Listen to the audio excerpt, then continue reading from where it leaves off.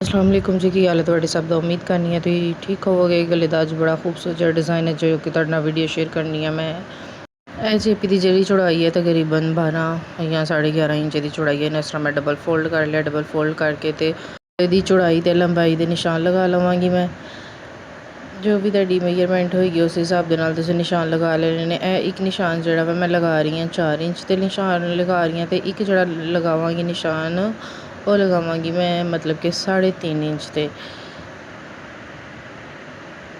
देखो जी, दोनों निशान ते मैं लगा लेने। हुण जेह्ड़ी एह्दी मतलब कि मेन चौड़ाई दा निशान है ना, एग्जैक्ट जेह्ड़ी गले दी चौड़ाई है ओह् है 3.5 इंच। ते हुण मतलब कि एक निशान जेह्ड़ा लगाना मैं, 3 टोटल निशान लगाए जाने ने। एक निशान लगाना मैं जेह्ड़ी सेंटर लैस विच इस्तेमाल करनी है ना, एह्दी चौड़ाई दे हिसाब दे नाल निशान लगा लैना है। सलाइयां दा मार्जन निकाल के सेंटर लैस दा ते तुसीं इस तरह निशान लगा लेने जिस तरह कि मैं लगा रही हां। टोटल जेह्ड़े ने ना साढ़े कोल 3 निशान हो गए। हुण जेह्ड़ी एह्दी लंबाई है एह्दा निशान लगा रही हां 3.5 इंच दा निशान लगा रही हां। फिर मैं इन्हूं तकरीबन 3.5 इंच दा निशान लगा के 6.5 इंच दे निशान ते एक निशान लगा लिया वै। इस तरह ही हुण मैं 3.5 इंच वाली दा निशान जेह्ड़ा ओह् लगा के इस तरह बॉक्स बना लवांगी। बॉक्स बना के गले दी गुलाई कर लवांगी।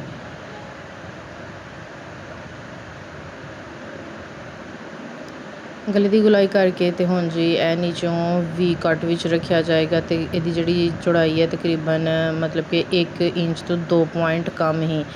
इस तरह दी चौड़ाई रख के ते इनू सीधा वी कटिंग अगर तुसीं चाहो तो कर सकदे हो। मैं इहदी थोड़ी सारी गुलाई विच रखी ही, बाकी तुसीं अपनी मर्जी दे नाल इनू शेप दे सकदे हो। हुण जेह्ड़ा 4 इंच ते निशान लगाया हुआ है 1/2 इंच दा, इनू तुसीं मतलब कि इस तरह सारे निशान लगा लैने। निशान लगा के जेह्ड़ा वी कट वाला निशान है इत्थों तुसीं जेह्ड़ा मतलब कि गैप रखना है एह्दा, ओह् तुसीं एह्दे विच लैस इस्तेमाल होनी है।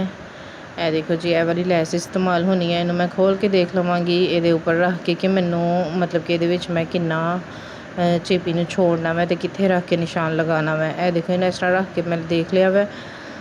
चीज़ है जेह्ड़ा इत्थों जेह्ड़ी चौड़ाई रखनी है ना ओह् तुसीं इस लैस दे हिसाब नाल रखनी है। ठीक हो गया। एह्दी कटिंग मैं सिर्फ इत्थों तक करांगी, अग्गे तक नहीं जाना क्योंकि उत्थे लैस लगनी है। ठीक है। हुण जेह्ड़ा निशान लगा रही हैं मैं लगाया ही 4 इंच वाला। ठीक हो गया। हुण 1/2 इंच दा निशान एक होर लगा लेना मैं। 1/2 इंच तो है तकरीबन 1 पॉइंट कम ही, क्योंकि जिन्नी साड़ी सेंटर लैस दी चौड़ाई होएगी उस हिसाब दे नाल निशान लगाना मैं। इसलिए तुसीं सेंटर लैस दा मतलब कि जो भी मेजरमेंट होएगी उन्होंने माप लैना। माप के ते फिर निशान लगाना मैं। इस तरह ही एह्दी भी मैं गुलाई कर लवांगी।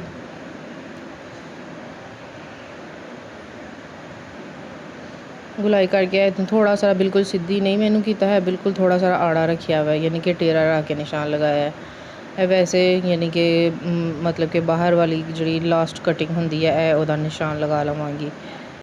निशान तो साढ़े हुण कंप्लीट हो गए ने। हुण असीं इहदी कटिंग कर लवांगे। जिहड़ी इहदी टोटल मेजरमेंट है ओह है 5.5 इंच, यानी कि चौड़ाई दी ते लंबाई दी जिहड़ी है 6 इंच है।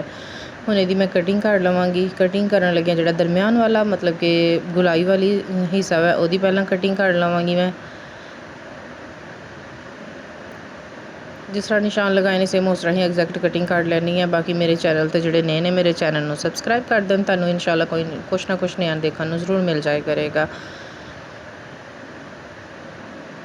बाकी वीडियो नू लाइक कर दिया करो, एक खूबसूरत जिहा कमेंट कर छड़िया करो कि तुहानूं वीडियो किस तरह दी लगी, या तुसीं केह्ड़ी सिटी तो देख रहे हो या केह्ड़े कंट्री चों देख रहे हो। बाकी जी जिहड़ी जित्थे साड़ी लैस सेंटर लैस लगाई जानी है उत्थे मैं मतलब कि ओह् कटिंग हो रही है। ठीक हो गया। इनू मैं गले दी मतलब जेह्ड़ा वी कट है उत्थों तक इसलिए नहीं लैके गई कि इत्थे भी लैस इस्तेमाल की जानी है। ठीक हो गया। हुण बाहर वाली जिहड़ी कटिंग है उन्होंने मैं कंप्लीट कर लवांगी। ਇਹਦੀ कटिंग करके जी वैसे भी कोई भी गला बनाइए तो एक्सट्रा कपड़े के उपर लगा के फिर उन्होंने शर्ट के नाल यानी कि अटैच किया जाता वै, पर ये इस तरह का कोई सीन नहीं होएगा। इस गले को डायरैक्ट ही फ्रंट साइड तो ही लै लैनी है, शर्ट की फ्रंट साइड लैके तो वो उपर अटैच कर लवांगी मैं इनू।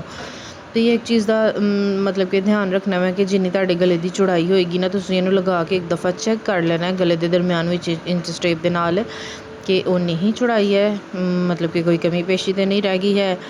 या ज़्यादा बेहतर है होंदा वै कि तुसी कमीज़ के उपर निशान लगा के तो फिर गले नू जोड़ लवो ताकि कोई कमी पेशी ना रह जाए। गले नू तो मैं अटैच कर लिया। मैं हुण इनू ਜਿੱਥੇ ਸੈਂਟਰ ਲੈਸ ਲਗਾਉਣੀ ਆ ਉੱਥੇ ਮੈਂ ਇਸ ਤਰ੍ਹਾਂ ਦੀ ਕਟਿੰਗ ਕਰ ਲਵਾਂਗੀ। ਕਟਿੰਗ ਕਰਕੇ ਕੋਨਿਆਂ 'ਤੇ ਵੀ ਕੱਟ ਲਗਾ ਲਵਾਂਗੀ। ਬਾਕੀ ਇਹ ਜਿਹੜੀ ਛੋਟੀ ਛੋਟੀ ਗੁਲਾਈ ਹੈ ਇੱਥੇ ਵੀ ਛੋਟੇ ਛੋਟੇ ਕੱਟ ਦੇ ਨਿਸ਼ਾਨ ਲਗਾ ਲੈਣੇ ਨੇ। ਦੋਨੋਂ ਸਾਈਡਾਂ 'ਤੇ ਸੇਮ ਇਸ ਤਰ੍ਹਾਂ ਹੀ ਕਰ ਲੈਣਾ ਮੈਂ। ਕੱਟ ਦੇ ਨਿਸ਼ਾਨ ਲਗਾ ਕੇ ਤੇ ਇਹਨੂੰ ਮੈਂ ਗਲੂ ਦੇ ਨਾਲ ਇਸ ਕੱਪੜੇ ਨੂੰ ਅੱਛੀ ਤਰ੍ਹਾਂ ਫੋਲਡ ਕਰ ਲਵਾਂਗੀ। ਜੀ ਇਹ ਕਟਿੰਗ ਤੇ ਮੇਰੀ ਪੂਰੀ ਹੋ ਗਈ ਹੈ। ਹੁਣ ਮੈਂ ਇਹਨੂੰ ਗਲੂ ਸਟਿਕ ਲਗਾ ਲਵਾਂਗੀ। ਗਲੂ ਸਟਿਕ ਲਗਾ ਕੇ ਕੱਪੜਾ ਜ਼ਾਹੀ ਗੱਲ ਹੈ ਬਹੁਤ ਜ਼ਿਆਦਾ ਨਹੀਂ ਕੱਪੜਾ ਹੁੰਦਾ ਹੈਗਾ, ਬਿਲਕੁਲ ਥੋੜ੍ਹਾ ਸਾਰਾ ਹੁੰਦਾ ਅਤੇ ਇਹਨੂੰ ਬੜੇ ਇਹਤਿਆਤ ਦੇ ਨਾਲ ਫੋਲਡ ਕਰਨਾ ਪੈਂਦਾ ਵੈ, ਤਾਂ ਕਿ ਮਤਲਬ ਕਿ ਸਿੱਧੀ ਸਾਈਡ ਵੱਲੋਂ ਕੋਈ ਸਿਲਵਟ ਵਗੈਰਾ ਨਾ ਹੋਏ। ਕੱਪੜਾ ਜ਼ਿਆਦਾ ਹੋਏ ਤਾਂ ਬੜੀ ਆਸਾਨੀ ਦੇ ਨਾਲ ਫੋਲਡ ਕੀਤਾ ਜਾਂਦਾ, ਪਰ ਅਗਰ ਕੱਪੜਾ ਕਮ ਹੋਏ ਨਾ ਉਹਨੂੰ ਜ਼ਰਾ ਇਹਤਿਆਤ ਨਾਲ ਫੋਲਡ ਕਰਨਾ ਪੈਂਦਾ ਵੈ। ਇਹ ਦੇਖੋ ਜੀ ਇਹਦੀ ਫੋਲਡਿੰਗ ਕਿੰਨੀ ਜ਼ਬਰਦਸਤ ਬਿਲਕੁਲ ਨੀਟ ਹੋਈ ਹੈ। ਹੁਣ ਇਸ ਸਾਈਡ ਵੱਲ ਵੀ ਸੇਮ ਇਸ ਤਰ੍ਹਾਂ ਹੀ ਫੋਲਡ ਕਰ ਲਵਾਂਗੀ ਮੈਂ।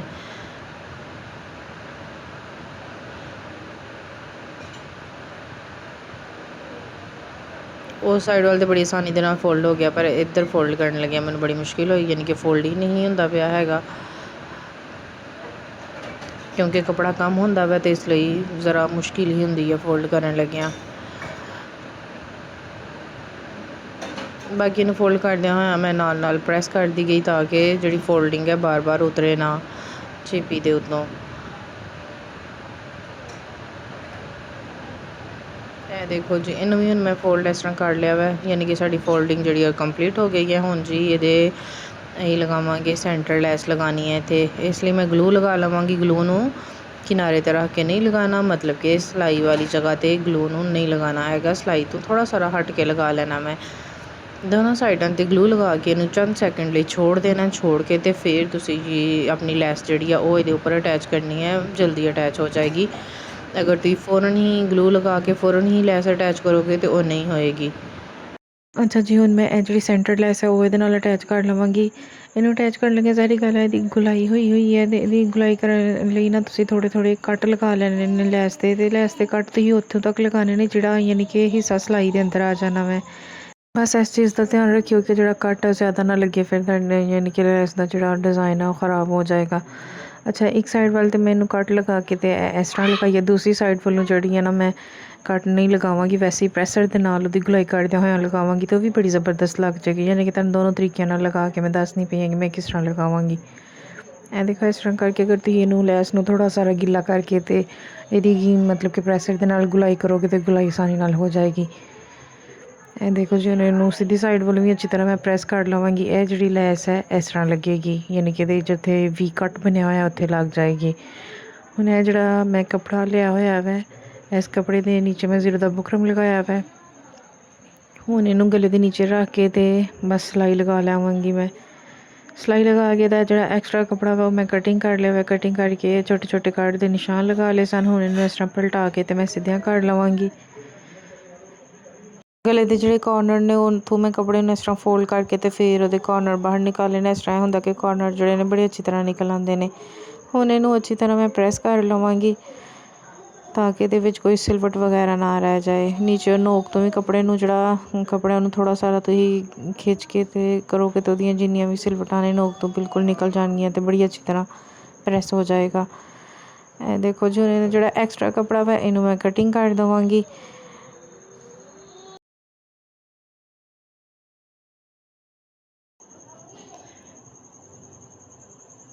ਅੱਛਾ ਜੀ, ਕੱਪੜੇ ਦੀ ਮੈਂ ਕਟਿੰਗ ਕੱਢ ਲਈ ਹੈ। ਹੁਣ ਸਾਈਡਾਂ ਤੋਂ ਇਹਨੂੰ ਤੁਸੀਂ ਫੋਲਡ ਕਰ ਲੈਣਾ, ਯਾਨੀ ਕਿ ਜਿਹੜਾ ਗਲਾ ਚੇਪੀ ਵਾਲਾ ਗਲਾ ਉਹਦੇ ਹਿਸਾਬ ਦੇ ਨਾਲ ਤੁਸੀਂ ਇਹਦੀ ਕਟਿੰਗ ਕਰਨੀ ਹੈ। ਕਟਿੰਗ ਕਰਕੇ ਅਤੇ ਇਹਦੀ ਫੋਲਡਿੰਗ ਕਰ ਲੈਣੀ ਅੱਛੀ ਤਰ੍ਹਾਂ।